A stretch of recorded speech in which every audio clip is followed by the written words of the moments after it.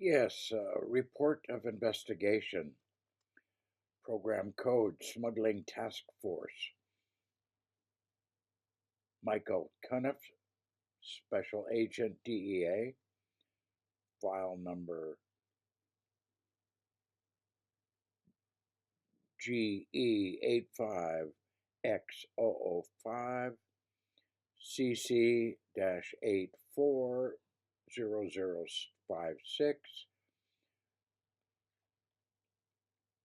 GFCE 81-4022, Timothy Grigg et al.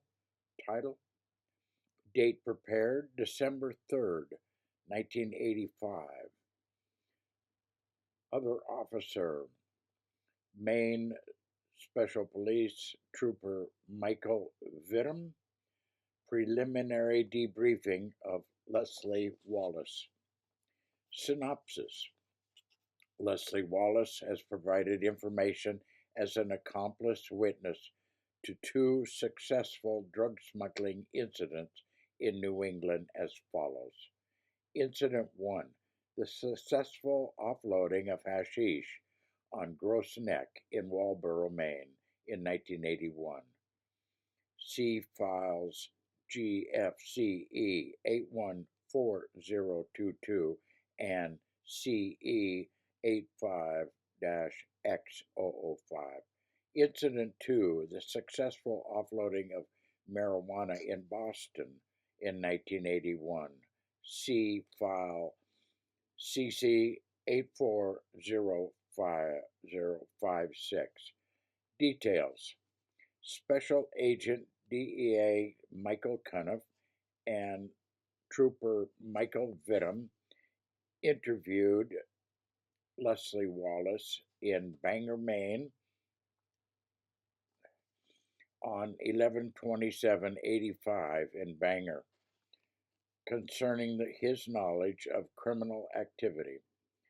This report comprises Special Agent Cuniff's impressions of that interview, which the cooperating individual has not had an opportunity to review. Incident 1: Walboro, Maine, hashish, 1981. Wallace was dating Robert Kenny's sister-in-law, Jane Guptill, in 1980. Sometime during the Christmas 1980 holidays, possibly on Christmas Eve, Wallace and Miss Guptill visited Kenny's home in Tennant's Harbor, Maine. Wallace was unemployed during this period. Kenny asked Wallace whether he wanted to work for him. Wallace understood that the work would involve drug smuggling. Region: Boston. Attention: D. Doherty and U.S. Attorney J. Assistant McCloskey. Gustav Fosler and Michael Cuniff, Special Agent.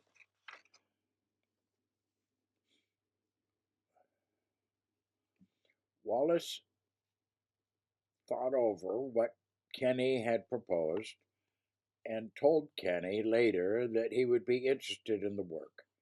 Kenny gave Wallace a couple of $1,000 as an advance on his fee so that Wallace could pay some bills. Kenny told Wallace that he would receive a total of $15,000 for his work. Wallace learned that Philip "Buzzy" Williams had also agreed to work for Kenny on the deal. Williams was living with Wallace on Sunset Street in Thomaston, Maine during this period. Sometime in late 481 or early 581, Kenny put Williams and Wallace on standby for the offload operation. Shortly thereafter, some telephone someone telephoned Williams at Wallace's house and told Williams that he and Williams would report to the Thomason, Maine public landing for assignment. Williams and Wallace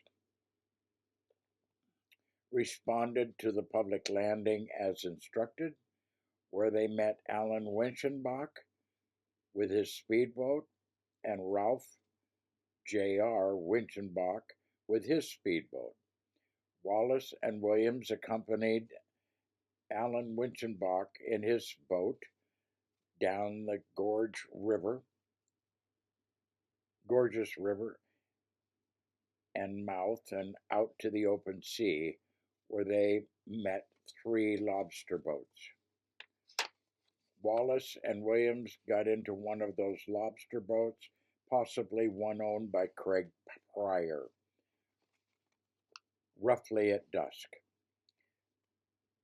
Wallace saw Kenny, possibly Peter O'Brien, and possibly Robert O'Hara in the lobster boat. All 3 boats headed out to sea, eventually coming alongside a larger steel boat, possibly a freighter. Some of the crew got onto the freighter and started transferring canisters of hashish. Wallace worked on the freighter for a while. Wallace saw a couple of males on the other lobster boat, no further description, and on the freighter, no further description. The lobster boats were loaded one at a time. Wallace heard later from unremembered source that the load consisted of 25 to 30 tons of hashish. Kenny said Wallace that he received more hashish than he expected. Possibly 8 personnel, including Wallace, Williams, and P. O'Brien, got into Winchenbach's speedboat after the 3rd lobster boat was loaded and headed for shore. The seas breezed up quite a bit, and Winchenbach feared that his boat might swamp, at which point Wallace and some of the others got onto a lobster boat, possibly Pryor's boat, with Kenny.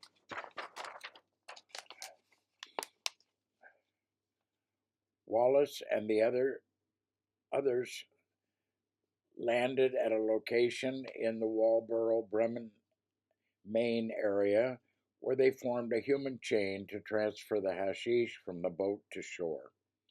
Wallace saw Porter O'Hara, Craig Pryor, Frank Pryor, Robert Kenny, Buzzy Williams, Robert O'Hara, and others at the offloading site. The hashish was put into 3 white straight job trucks. The last truck that left the scene ran off the road and got stuck in a ditch. A front-end loader, operated at one point by Uno Levin, and a dumpster truck were used to pull out the stuck truck.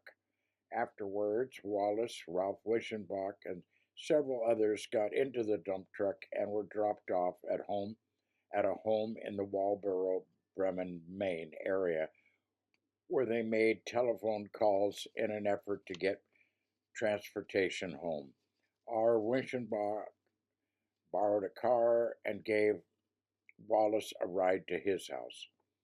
Kenny told Wallace later that he was having trouble getting cash and that he was paid in hashish. Kenny reportedly had a 250-pound hashish stash at one point during this period, which Wallace and Williams transported to Maine from Cape Cod. Wallace had access to the entire stash, but could not find anyone to buy the hashish because the market was flooded. Kenny gave Wallace between 10 and 20 pounds of hashish, which he sold, traded, or gave away. Sometime during this period, Kenny employed Wallace and Williams to drive Jasper O'Hala's van 2 or 3 times to Cape Cod. Wallace and Williams were instructed to leave the van with the keys at a prearranged location, at which time some unknown person picked up the van and returned it loaded. The van estimated 600 to 800 pounds of marijuana on one occasion, and the aforementioned 250 pounds of hashish and a couple of marijuana bales on another occasion. Williams typically dropped Wallace at Wallace's house in Thomaston, Maine, then delivered the drug shipment. Williams told Wallace at one time that some Canadians picked up the marijuana, then used trail bikes to import the marijuana into Canada along some power lines. Williams reportedly made a commission on the drug distributions and at least was able to keep any money over the minimum price per pound that had been set by Kenny. Incident 2 in Boston, marijuana, 1981. Sometime in or about 1981, July 1981, Robert Kenny asked Wallace whether he wanted to work on a drug smuggling deal again. Wallace agreed.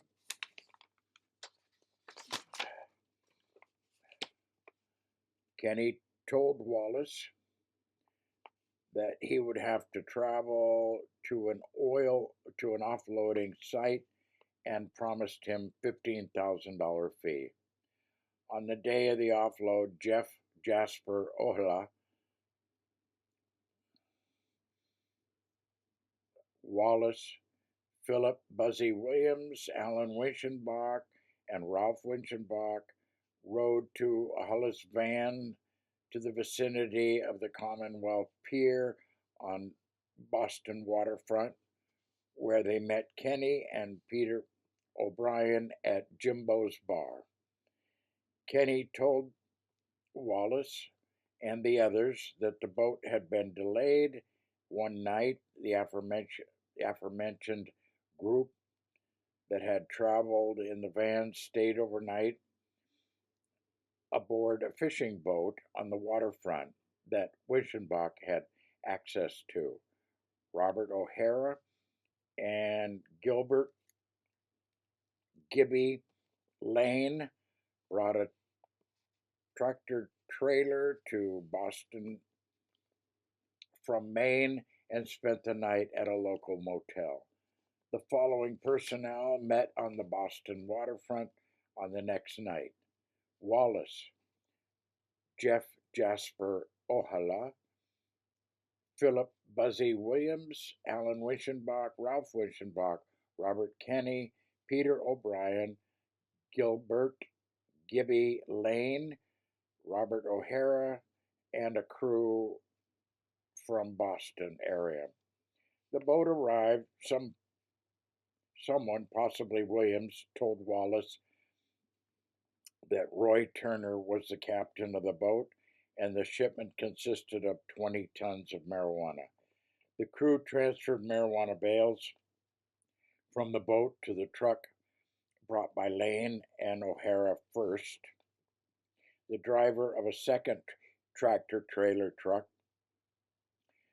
reportedly complained because he had been under the impression that someone would pick up his truck at a nearby location and bring it back to be loaded. A second truck appeared after which and was loaded. The same group returned to Maine in the van. Kenny and O'Brien traveled in O'Brien's El Camino. William O'Hala and Wallace dropped the Winchenbach brothers at Wintenbach's home in Warren, Maine, then went to Wallace's house in Thomaston. Kenny paid Wallace in 3 installments of $5,000 each in Maine. Kenny had a grocery bag full of money on the first occasion, which took place at Wallace's house in Thomaston, Maine. Kenny told Wallace that the bag contained $300,000 and that he had brought it from Canada. Wallace noticed that it consisted of new $100 bills that were in series and packed in $5,000 groups. Later, Williams owed Kenny $10,000 in a drug deal. Kenny told Williams to split the money with Wallace. Wallace did not recall the details of the third payment. Non-drug intelligence information. Wallace advised that he did not possess any non-drug intelligence.